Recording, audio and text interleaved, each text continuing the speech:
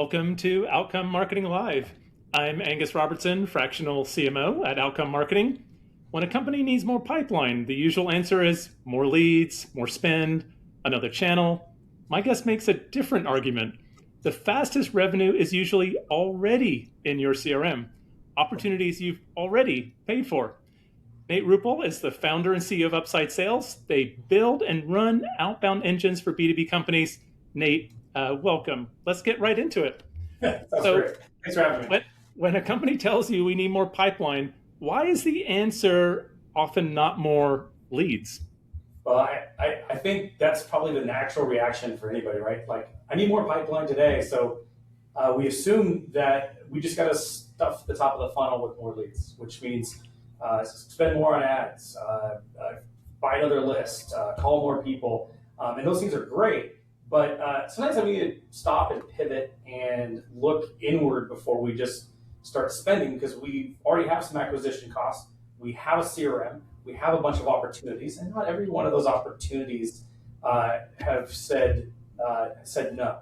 So our philosophy is really like, keep creating new opportunities. Don't stop there. But before you start spending more to create more and add to that velocity, make sure you're really developing the opportunities that already exist within your CRM. So before asking, should we put more into the funnel, ask what we can recover from what's already in the funnel. It sounds very logical when you paint it out that way, Nate. It's funny when we're all under pressure and we have to get those new business, those new leads. We don't always think as logically as perhaps we could. So Right. What's hiding in the CRM? And I remember in our prep session, you talked about this Boomerang buyer. And so what is a Boomerang buyer, and what else is hiding in the CRM that we can look to leverage or take advantage of? Yeah, well, the Boomerang buyers are frustrating because they're the people you can't really control, and they take away like predictability in your pipeline. They essentially come in with real intent. Maybe they have a demo, maybe they've got pricing, they showed interest, they're moving down the sales pipeline.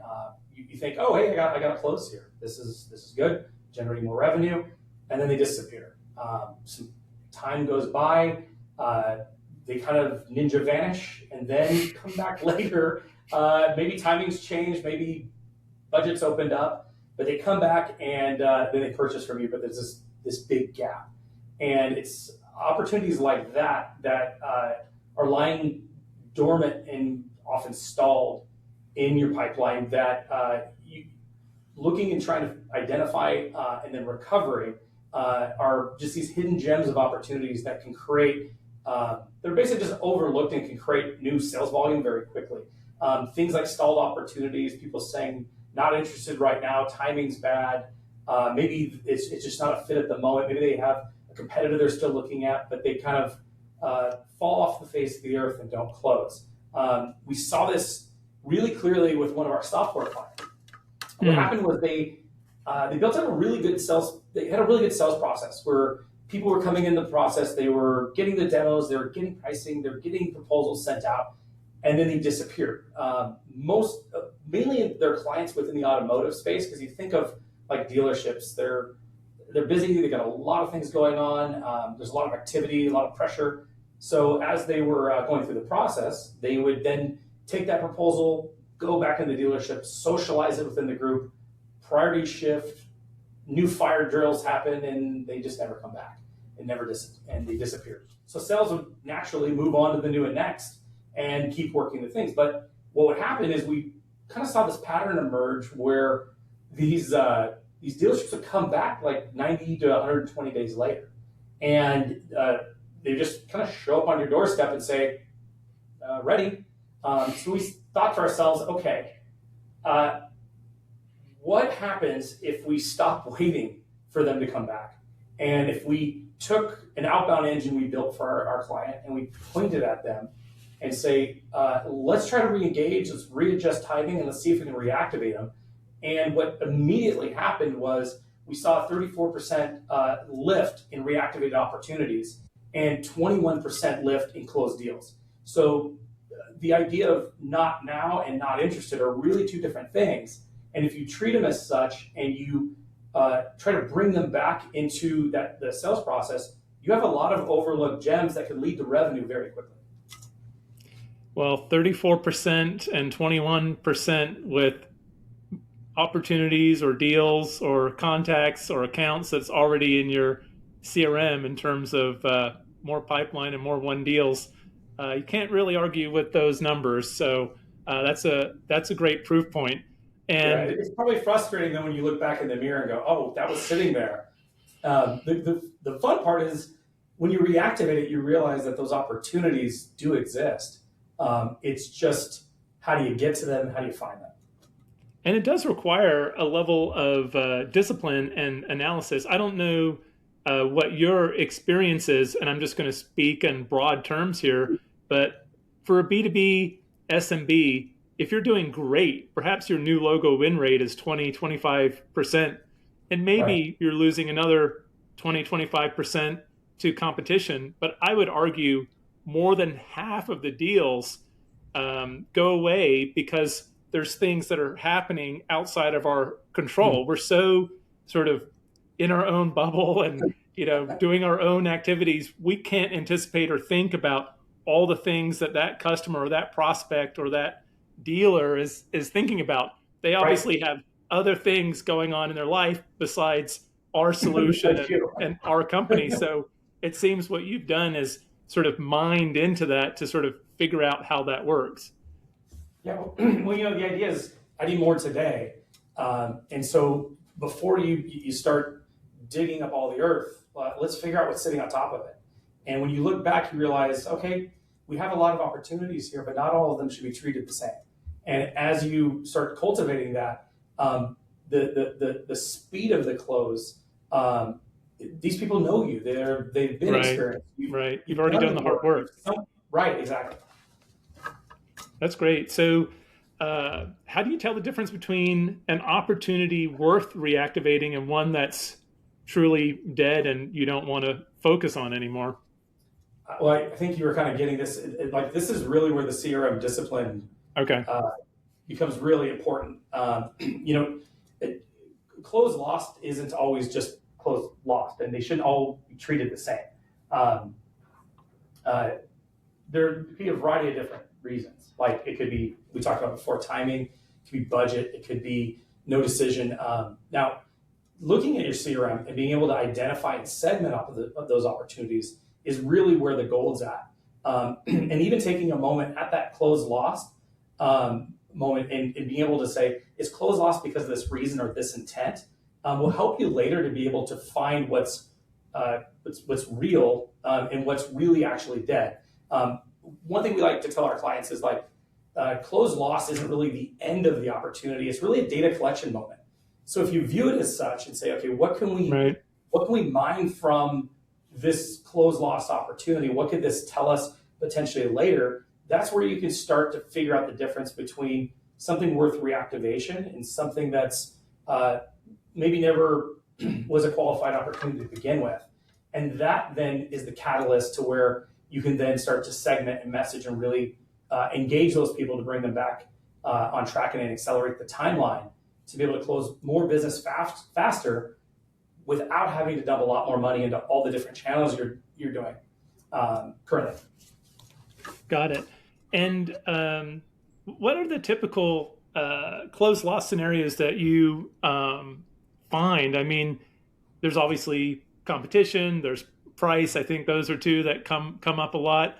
I think behind the scenes, there's also priority. If that prospect or that customer doesn't feel like this is the biggest priority right now, or can't convince the team internally that this is a big priority, that it's a burning platform that has to be solved right now, that there's urgency associated with it,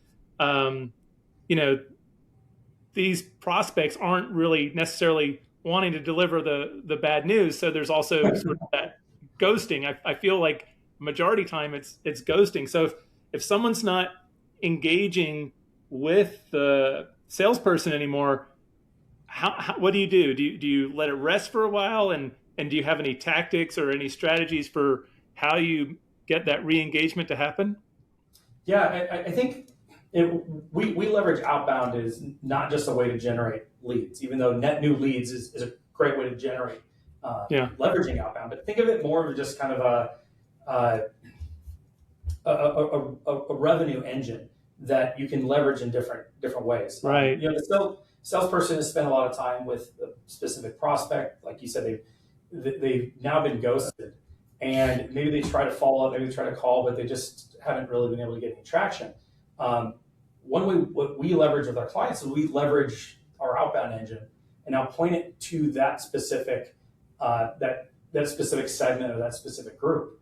And it's a great way to be able to allow, kind of release the salesperson to go back into the wild, hunt the new and next, while being able to re-engage the prospect who ghosted and went away. And so we usually like to give, I think the concept of relationship before revenue is really important. So the salespeople owning that relationship at first, trying to kind of bring that person back. If they truly get to a place where they're ghosted or feel like, okay, I think this person's gone away, that's where really outbound can kick in and kind of take the baton and start following up for them, and marketing nurture on top of that. Layering those things together could be a great way to just stay in front of them, pursue a new timeline, and bring them back. I think you said two things that are very important there. One is revenue engine. So you can't think of your revenue engine as just, I make a phone call, I get a deal, right? It's going to be, it could be nice.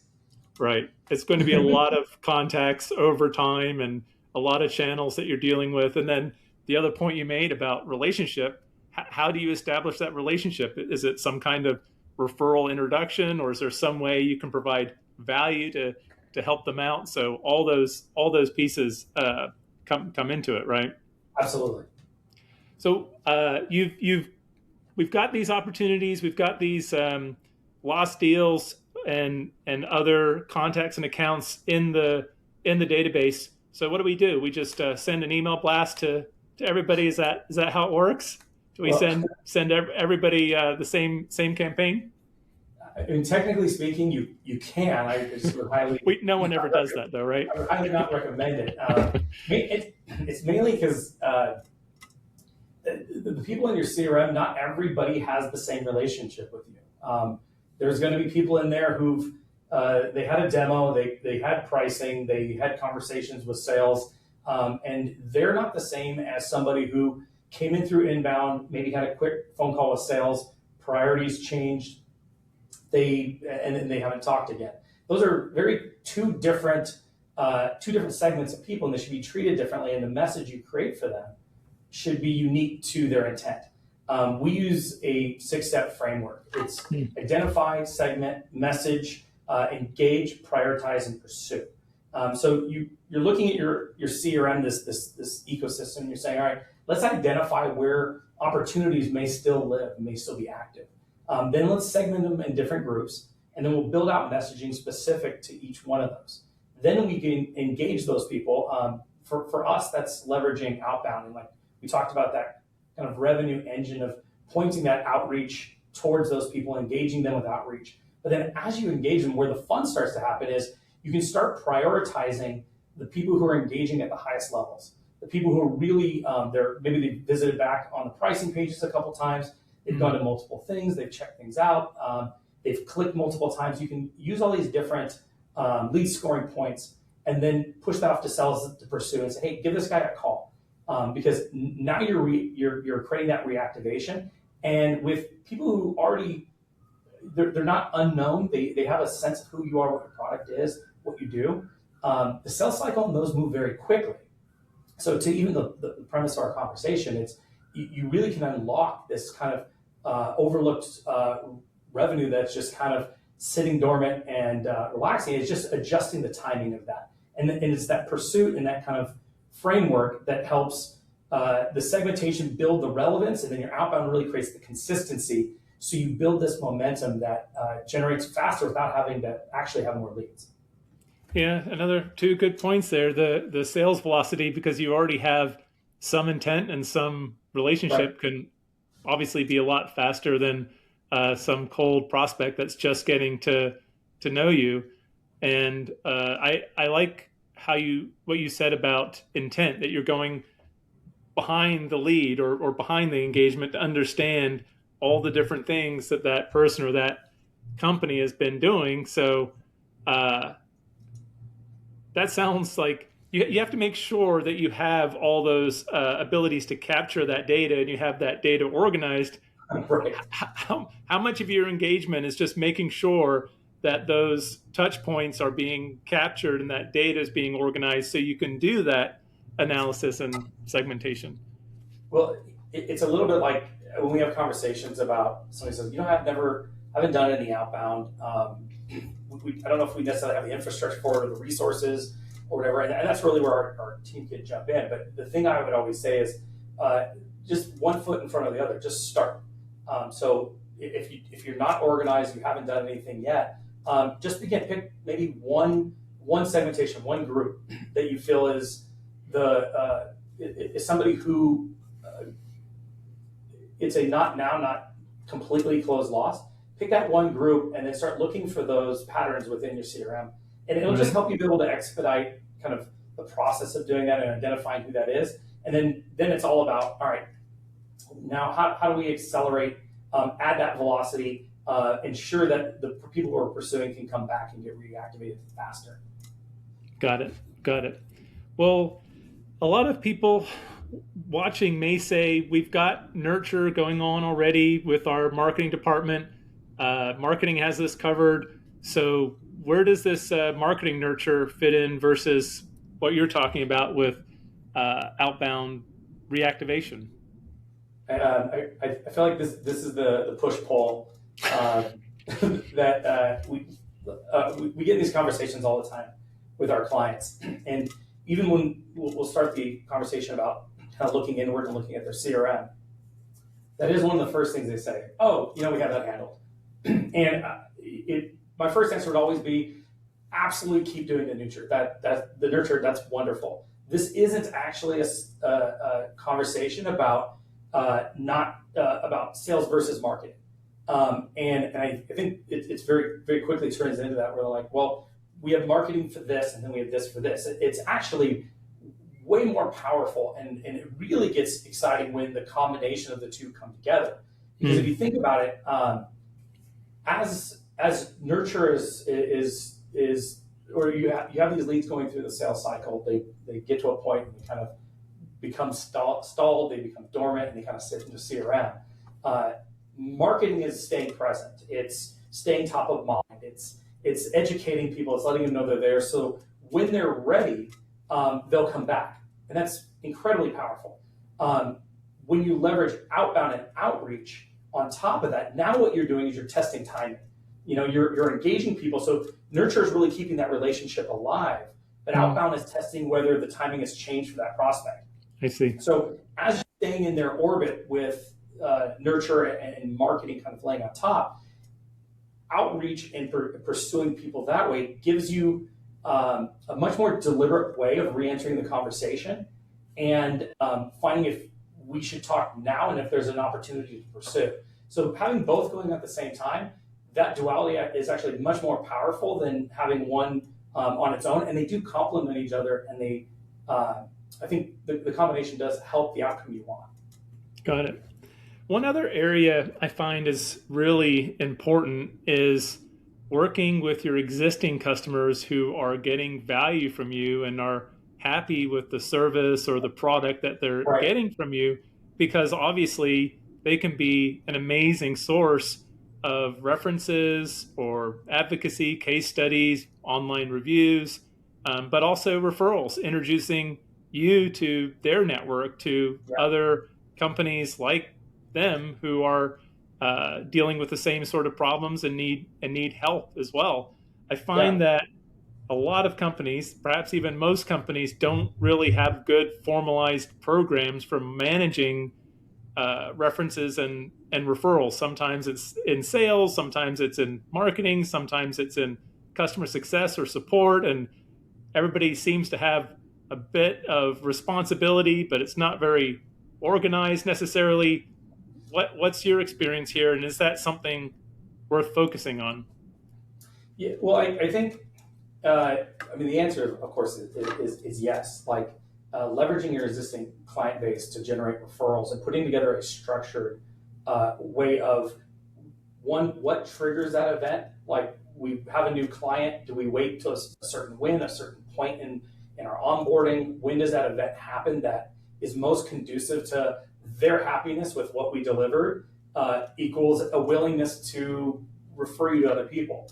But it's also looking at existing accounts and saying, do we have a structured way of seeing what other programs or divisions or other places to where we can expand our current business with them? And sometimes it's upselling or cross-selling opportunities. I think what outreach does, or outbound really will do, and even in the pursuit part of kind of our 6-step framework here, is I heard, everyone's time is already 100% accounted for.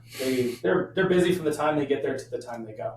And they need to be followed up with. And in fact, something that kind of we talk with sales teams about that hit me really hard is when I heard somebody say, they're actually counting on you to follow up with them. And when you don't, you're actually disappointing them because they need what you have that could make their life better. They can maybe get out of work to see little Timmy's T-ball game, go to Sally's soccer game, whatever that may be. And so if we just, as soon as we get to that close loss point, if we jump right back to the front of the line, which we still need to do to generate new leads, but if we just kind of let that piece go, a lot of times the not right now is simply just because our time is already occupied. We have a million other things going on, and we do need that follow-up.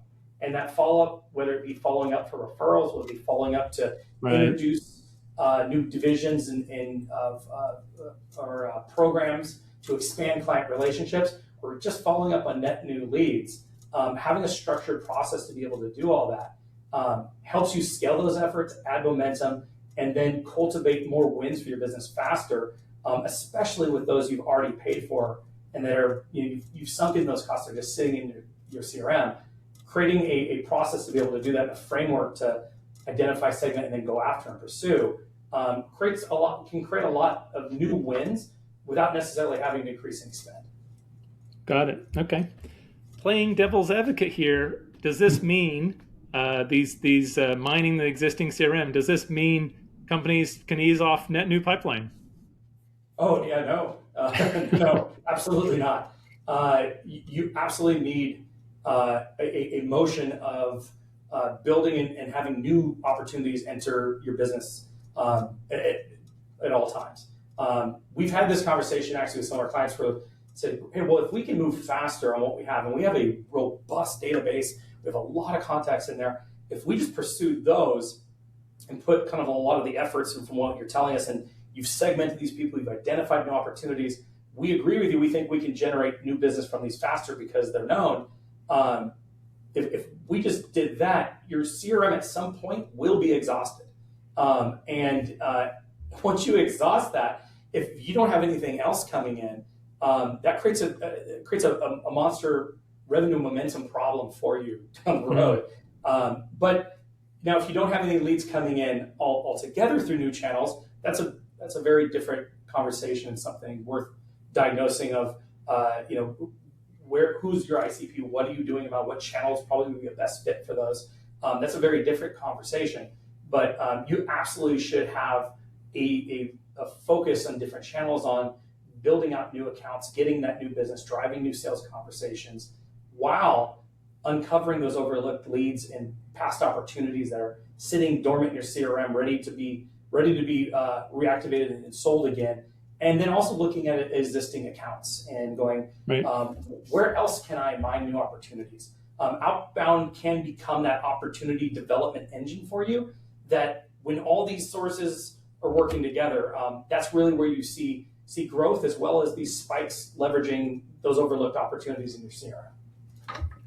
All right. So when all these pieces come together, and you were talking about a revenue engine, how does this look?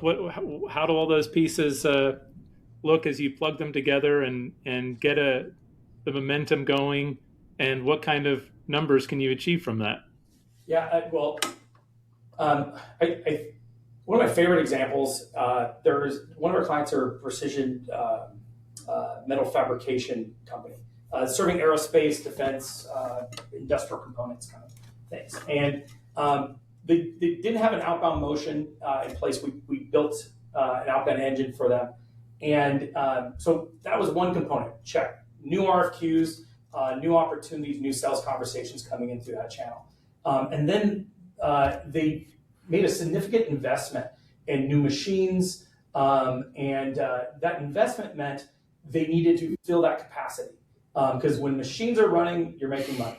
And so it was, okay, well, we're going to need more now, because to meet that investment and meet that open capacity, we're going to need to drum more business. So where can we spend? Where can we put more money? And so our first step was, hey, we have outbound working. You have some inbound coming in. We're pointing our outbound as a follow-up engine for your inbound.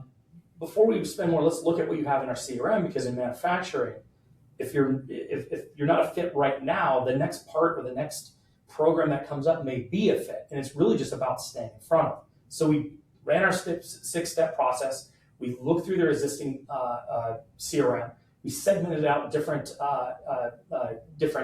categories, different groups, started that messaging, and in 3 months, we developed 14 new RFQs and sales opportunities. And this is a big deal for them, because their average deal size is somewhere between $50,000 to $250,000. So you can see very quickly that kind of solved that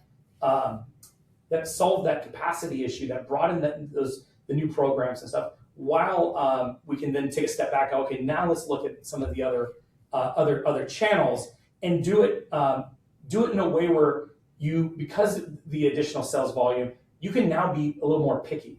You can choose the work that you want. We can be a little bit more targeted, because we're not fighting necessarily for velocity anymore, because we were able to increase that bump. But now it's more optimizing the different channels, because production is running at the clip it is. So sometimes the fastest way to accelerate your pipeline isn't always necessarily adding another channel and spending more money. Well, I'm sure as soon as they saw that progress and that pipeline building, they're like, well, maybe we should add some more capacity. Yeah, maybe so. We'll see down the line. I'll have to keep you updated. All right. Well, as we wrap up here, appreciate folks joining or watching this. If somebody in our audience wants to start doing this tomorrow, looking into their CRM, identifying some of these Boomerang buyers and some opportunities they could take advantage to build their pipeline and increase won deals without necessarily adding on a lot of new leads or cold calling, where should they begin? Well, the CRM would be obviously the place you want to start. But what I would do is start small. You don't have to boil the whole ocean. Start small. Jump in. Look at maybe 12 to 18 months, and go through it and start segmenting out by intent of why these were closed, lost, what happened. And as you start to do that, and if you've never done it before,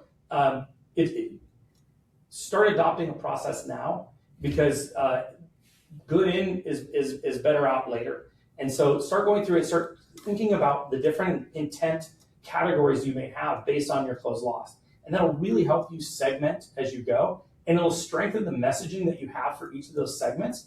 And the result will be, as you pursue those, you'll notice that you're going to bring people back faster, because you're speaking to the reasons why they didn't move forward with you in the first place. And you're reactivating their timing to bring them back into sales conversations. And you'll be able to do that without taking money and being able to push budget towards other channels just to cultivate more. Now, later, should you do that? Sometimes that is the right thing to do. We're not saying that, but they're saying there is this overlooked group of opportunities that, with the right segmentation and mining and the right pursuit, can really generate more revenue faster. Great. Well, Nate, I really appreciate you taking the time to share your insights on Boomerang buyers and how our audience can take advantage of what they already have inside their existing CRM. And thanks everybody for watching, and we'll see you on the next Outcome Marketing Live. Thanks again, Nate. Thank you very much for having me. I appreciate it.